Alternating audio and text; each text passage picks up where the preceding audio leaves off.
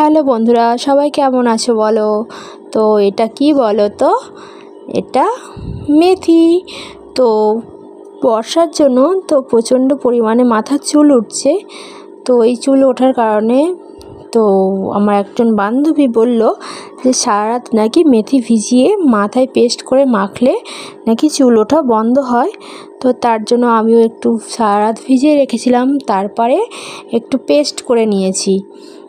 তো পেস্ট করে নেবার পর এবার মাথায় দেখো চুলটাকে প্রথমে খুলে ভালো করে আঁচড়ালাম, তারপরে মাথায় জেবড়ে পুরো সিথেতে ভালো করে সিথে কেটে ভালো করে লাগিয়ে নিয়েছি দেখো।